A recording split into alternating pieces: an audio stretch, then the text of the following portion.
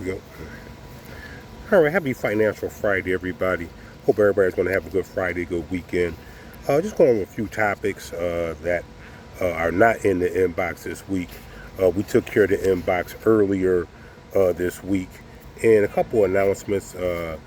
Glad you guys are enjoying Financial Fridays. Financial Fridays will be on Spectrum this fall.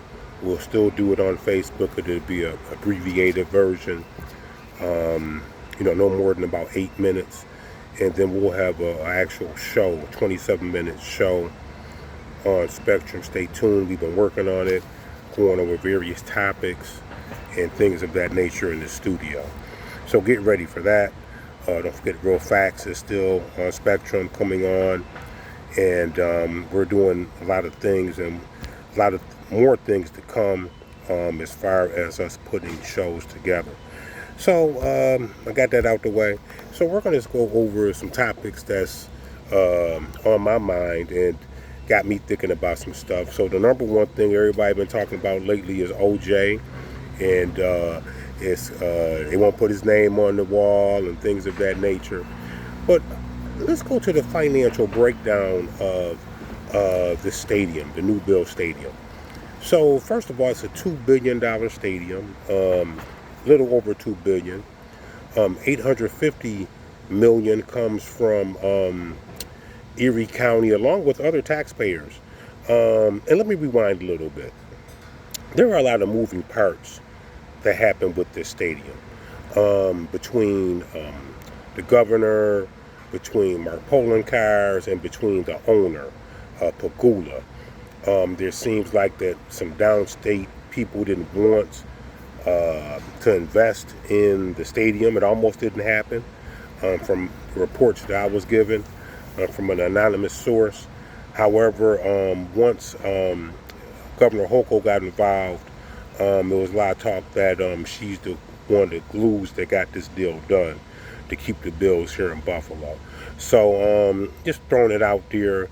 And so the $850 million is taxpayer money.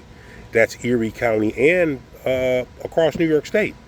Let's not forget that the Buffalo Bills are the only team that gets revenue or gives revenue to New York State. The Jets and the Giants don't even play in New York. And, I think a lot of times people forget that. The only football team in New York is Buffalo. There is no other team in New York. If you playing in New Jersey getting that money. It's not hard. So that's how it goes. The rest of the money is paid by the Pegulas. So the remaining portion after the $850 million, that's paid by the Pegulas. And so that's just an interesting breakdown on how everything goes as far as the stadium, in case you didn't know. And so that's one subject. Another subject I want to talk about is J.P. Morgan Chase. J.P. Morgan Chase, I talked about them a couple months ago, how they were making big moves and doing big things. I think they have some homeowner grants and stuff. And J.P. Morgan has had the highest quarterly profit in U.S. history.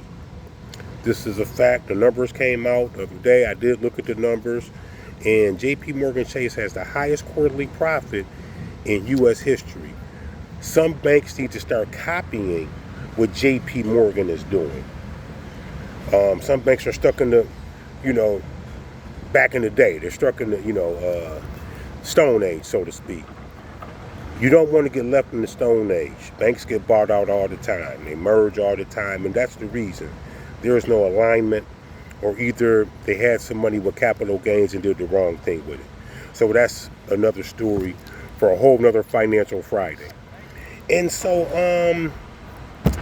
I'm going by, and there's business reports out of what businesses to look for in 2028, and the number one business to look for in 2028 is Amazon.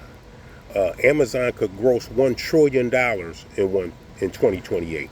Let me say that again. In 2028, Amazon is estimated, in some estimates, to gross $1 trillion in revenue in the year 2028. Prognosticators have started looking at the 2028 projections already. I peeked at them. We will talk about them more. We'll definitely talk about it more this fall when we go on Spectrum. And one other subject that's always on my mind is the unemployment rate, things of that nature. So in the month of May, the United States added 57,000 jobs in May, okay? The unemployment rate decreased 4.25%. I don't have I want to say 4.25%, because I like to have the exact number. Now that number is fewer. That number is not the number that economists had anticipated, okay?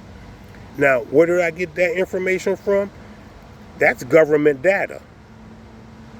So they were looking for something and it's not there. So the unemployment rate has decreased, but it should decrease more. We added 57,000 jobs. That's not enough. So that's just something thrown out there. That is the economist from the government that brought that out there. Other economists are worried. There are some other reports coming out on next week, Tuesday. I'll look at them. If there's anything pertinent that I feel like we should talk about, I will. And so that's Financial Fridays for this week. Hope you guys once again have a great weekend. And by listening to me, you should be a little smarter, I hope. I thank everybody who watches. And as always, please stay on point. Let's go Buffalo.